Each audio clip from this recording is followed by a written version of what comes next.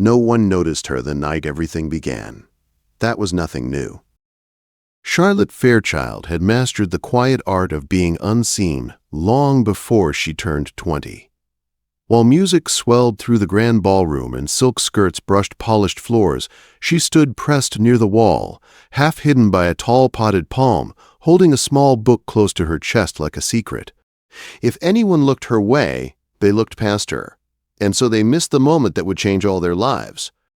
The Fairchild family had arrived in New York for the height of the winter season, when gaslight glowed like warm stars, and every evening promised another ball, another chance at advantage. Mrs. Fairchild lived for these nights. She believed the world could be shaped by proper introductions and well-chosen gowns. Her eldest daughter, Lydia, proved her right. Lydia Fairchild was beautiful in the way society adored. Golden hair, bright eyes, a laugh that carried across rooms and drew people toward her without effort. Men noticed Lydia the moment she entered any space. Mothers noticed her even sooner. Charlotte was the other sister. She moved quietly. Her brown hair was pinned simply, never arranged to impress. Her dresses were neat but plain, in soft colors that did not demand attention. She spoke gently, and only when needed. For 2 full seasons, she had attended balls, dinners, and musicales, and in all that time, no one had truly seen her. She preferred it that way. While Lydia collected admirers, Charlotte collected books. Her father's library had become her refuge, a place where she felt alive in a way no ballroom could offer. Poetry, history, philosophy. She read with hunger and care. Words made sense to her in a way people often did not. In books, depth mattered more than beauty. That afternoon, before the Patterson Ball, Charlotte had been found in the library once again. Sunlight slanted through tall windows as she leaned over a heavy volume, lost in thought. Her mother had sighed in that familiar way, the sound of disappointment wrapped in affection. "Charlotte?" Mrs. Fairchild had said, "No gentleman wishes to speak of such things. You must think of your future. You must think of marriage." Charlotte had nodded and apologized, though the apology was habit more than belief. She had closed the book, but not her mind. She knew what her mother wanted for her, but she also knew what she wanted for herself. The two had never found a way to meet. That evening, the Patterson ballroom overflowed with light, music, and heat. People crowded close, voices blending into a constant hum. Charlotte slipped away the moment she could, finding her place near the palm, opening the small book hidden in her reticule. She read while pretending to watch the dancers, turning pages with care, timing her movements to the music so no one would notice. Her family followed their usual pattern. Mr. Fairchild vanished toward the card tables. Mrs. Fairchild stayed close to Lydia, guiding her through the room like a proud commander. Charlotte faded into the background. Across the room, Lord Nicholas Ashford made his entrance. His name carried weight even here among American high society. At 26, he had recently returned from years abroad, and gossip followed him like a shadow. He had once been known as reckless, charming, careless with hearts and rules alike. The man who returned was different. His dark hair was neatly styled, his expression serious, his manner controlled. Something in him had been tempered by experience. That night, he wished to be anywhere else. Mothers watched him with sharp eyes. Daughters adjusted their posture when he passed. Conversation shifted to draw his attention. Nicholas felt hunted. When he saw Mrs. Witherspoon approaching with her 3 eager daughters, he acted on instinct and stepped aside, slipping behind the nearest shelter. That shelter happened to be the same potted palm. The collision was gentle but sudden. Charlotte gasped softly as she felt herself pressed against a solid chest. Her book slipped from her hands, nearly falling to the floor, before a quick hand caught it. For one suspended moment, neither of them spoke. Nicholas looked down at the book. His expression changed, a sense sublime of something far more deeply felt. He said quietly. Charlotte stared at him. Shock erased her usual caution. She knew that line. Few did. Fewer still understood it. "I did not expect to find Wordsworth hidden here," he added. "And I did not expect to find someone who could quote him," she replied before she could stop herself. Something like a smile touched his face, faint but real. They should not have spoken. Proper introductions had not been made, but something about the green hush behind the palm felt separate from the rest of the room, like a world apart. They spoke of poetry, then of books, then of the strange loneliness of being surrounded by people who never truly listened. Charlotte found herself speaking freely, words flowing without fear. Nicholas listened with an intensity she had never known directed at her. Time slipped past unnoticed. When she finally gave her name, Nicholas recognized it at once. He glanced toward the center of the room where Lydia laughed among admirers. Relief crossed his face before he could hide it. When they parted, both felt unsteady, as though they had stepped back onto land after a long voyage. The next morning, Nicholas stood in his townhouse, staring into the fire, a new copy of Wordsworth untouched beside him. He was not thinking of poetry. He was thinking of a quiet girl with bright eyes who had spoken to him as an equal. "Find out about her," he told his valet. "Miss Charlotte Fairchild." What followed was confusion. When Nicholas called at the Fairchild home, Lydia greeted him with easy confidence, assuming his visit was meant for her. Charlotte, convinced the night had been a dream, remained hidden in the library, claiming a headache.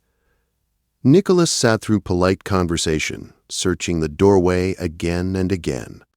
Lydia spoke of dresses and dances. He responded absently, his patience wearing thin. This pattern repeated. Each visit ended the same way. Charlotte avoided him with growing desperation. Once, she slipped out a side door to escape an encounter she felt unprepared to face. The household noticed. Society noticed more. Whispers began. Assumptions hardened. It seemed clear to everyone that Lord Ashford was courting Lydia Fairchild. Charlotte heard the rumors and withdrew further, retreating into silence and books. She told herself she had imagined everything, that a man like Nicholas Ashford could never have meant her. She did not see the way he searched every room for her. She did not hear the frustration in his voice when her name went unspoken.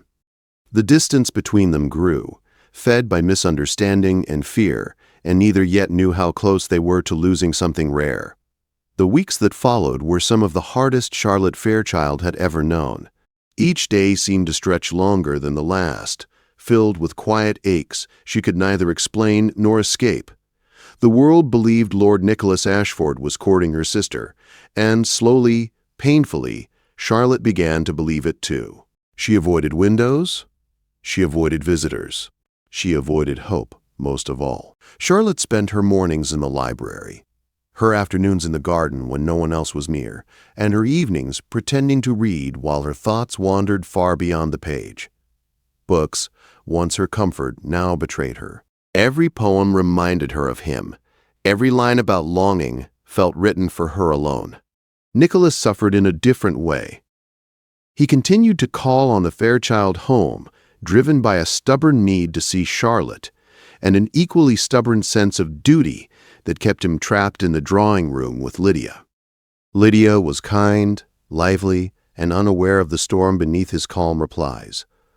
She spoke brightly of social plans, never noticing how often his eyes flicked toward the hallway. He tried to steer conversation gently. He mentioned books. He spoke of poetry. Lydia laughed politely and waved the topics aside. "Oh, Charlotte loves those things," she said once with a smile. "I never could see the point myself." Each time, the words landed like a blow. Charlotte's name spoken so easily, yet her presence denied. Nicholas left each visit with clenched hands and growing frustration. He could not very well ask for Charlotte directly. Society had rules, and he had already bent too many. Worse still, he feared that forcing the matter would only make her retreat further. Meanwhile, gossip tightened its grip. Invitations arrived, addressed to Lydia and Lord Ashford together. Glances followed Charlotte in drawing rooms. Pitying looks replaced indifference. Charlotte felt herself shrinking, becoming smaller even than before. One afternoon, Lydia found her curled in a window seat at the far end of the house. A book lay open on Charlotte's lap, unread. Her eyes were wet, her expression distant. "Charlotte," Lydia said softly, sitting beside her. "Are you unwell?" Charlotte shook her head but could not speak. For the first time, Lydia studied her sister closely. The sadness there was unmistakable. Something shifted behind Lydia's bright eyes, confusion giving way to concern. "You have been different lately," Lydia said. "Is something troubling you?" Charlotte managed a small smile and said nothing. Lydia did not press, but the seed had been planted. The crisis came at the Kent musical evening, an event known for its elegance and strict expectations. Charlotte had tried to refuse, but her mother insisted. She dressed quietly and followed, already planning her escape. She found refuge in the library, standing before the shelves, steadying herself with the familiar smell of paper and leather. Her hand reached for a book at random. Footsteps sounded behind her. "Miss Fairchild." Charlotte froze. She turned slowly to find Nicholas standing a few steps away. His expression was tight, controlled only by effort. "Am I truly so alarming," he asked, "that you must avoid me at every turn?" "My lord," she said, flustered, "I was only seeking quiet." "I have sought you for weeks," he said, his voice low but strained. "I have endured conversations that would test a saint's patience. I have read poetry until my eyes ached, hoping it might somehow bring me closer to you. Why do you hide from me?" Charlotte stared at him, her heart pounding. The words felt dangerous, unreal. "I believed," she said softly, "that you wished to see my sister." His control broke. "I have no interest in your sister," he said sharply. "I never have." The confession hung between them, fragile and shocking. Before Charlotte could respond, the door opened. Lydia entered, smiling, her expression faltering at the sight of them together. "There you are, my lord," Lydia said brightly. "Mamma wondered if you might escort us back." Charlotte stepped back, her defenses snapping into place. The moment shattered. Nicholas offered his arm, trapped once more by propriety. What followed was disaster. Lydia, misunderstanding the tension, came to believe Nicholas was behaving improperly toward Charlotte. She voiced her concerns to their mother, who reacted with alarm. Mr. Fairchild, informed soon after, confronted Nicholas with cold anger and demanded he stay away. Nicholas left the house that day furious and heartsick. Charlotte was forbidden from being alone with him. She retreated completely, convinced she had nearly caused a scandal. 3 days passed in silence. At the Morrison ball, everything broke. Nicholas arrived late, his expression resolved. He sought Lydia immediately and spoke to her openly before the assembled guests. Lydia listened, her eyes widening. Then she turned toward the room and spoke words that stopped conversation cold. "My lord's heart belongs elsewhere," she said, "and I believe it is already given." Nicholas confirmed it without hesitation. All eyes turned to Charlotte. The weight of it crushed her. She stood too quickly, upsetting a small table, and fled the room in tears. Rain poured the next morning, soaking London streets. Nicholas arrived at the Fairchild house unannounced and dripping wet. He demanded to speak.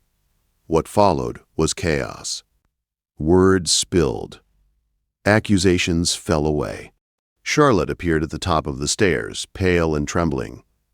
"Is it true?" she whispered. Nicholas spoke then with honesty that left no room for doubt. He spoke of Italy, of emptiness, of the moment behind the potted palm when he had found something real. Charlotte descended the stairs slowly, tears falling freely. "I thought everyone would always choose Lydia," she said. He knelt before her, rainwater darkening the carpet. "I choose you," he said simply. The house held its breath. Charlotte said yes. And in that moment, invisibility ended forever. The house was silent after Charlotte spoke the word yes. It was as though the walls themselves needed time to accept what had just happened. Rain still dripped from Nicholas's coat onto the floor, but no one seemed to notice. Mrs. Fairchild sat down heavily in the nearest chair, her hand pressed to her chest, trying to gather her thoughts. Mr. Fairchild stared as if a painting had suddenly come to life before him.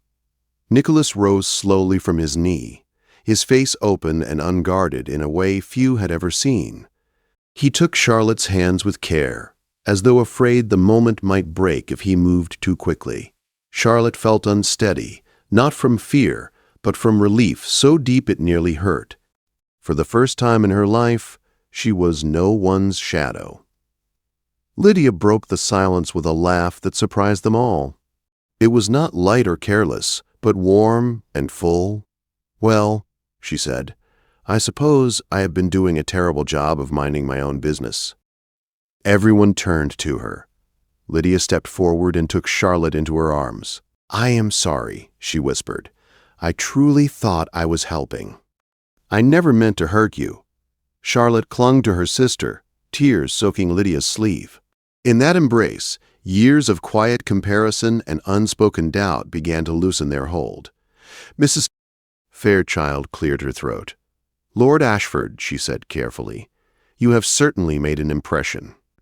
Nicholas bowed his head. "Madam, I fear I have made a mess of everything. But my intentions toward your daughter are honest. I ask for the chance to prove that."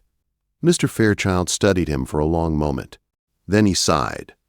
"Any man willing to stand soaked in my hallway and declare himself a fool for love is either very brave or very sincere, perhaps both." The tension eased. Conversation resumed in uncertain but hopeful tones. Tea was ordered, towels were fetched. By the time the rain slowed outside, something new had settled within the house. Expectation. The engagement spread through society faster than the storm clouds had cleared. Whispers turned sharp, then softened. Some expressed shock, others delight. A few quietly admitted they had never noticed Charlotte at all until now. Charlotte herself moved through those early days as if in a dream. Nicholas called properly, this time asking for her by name. They walked in the garden. They talked for hours in the library. He listened when she spoke. He remembered what she said. He told her about his years abroad, about how empty admiration had once felt, how restless he had been. She told him about being invisible, about learning to disappear, so well she had nearly vanished from herself. They learned each other slowly, with care. 6 weeks later, the wedding took place on a clear morning. Charlotte wore a simple gown, elegant in its restraint. Around her neck hung her grandmother's pearls. She carried white roses tied with ribbon printed with lines from Wordsworth. Nicholas watched her walk toward him as though the world had narrowed to that single moment. When he took her hands, there was no doubt in his eyes. The ceremony was quiet but heartfelt. When they spoke their vows, they spoke them clearly, without fear. Afterward, Mrs. Fairchild was overheard murmuring to her husband that perhaps an extensive library was a fine dowry after all. Lydia hugged her sister tightly before Charlotte departed. "Be seen," she whispered. "You deserve it." The honeymoon took them across Europe, not to crowded resorts, but to great libraries and quiet cities. Letters arrived filled with excitement over discoveries, shared jokes and gentle affection. When they returned for the next season, their home became known for evenings unlike any other. Guests gathered not to gossip, but to talk, to listen, to think. Charlotte moved through the room with confidence, guiding discussion with ease. Nicholas watched her with open admiration, never interrupting, never dimming her light. In their library stood 2 reading chairs side by side, positioned for the best light. Above the mantel hung a painting of 2 people reading in quiet comfort, their free hands entwined. Charlotte Fairchild was invisible no longer, and Nicholas Ashford never once looked away.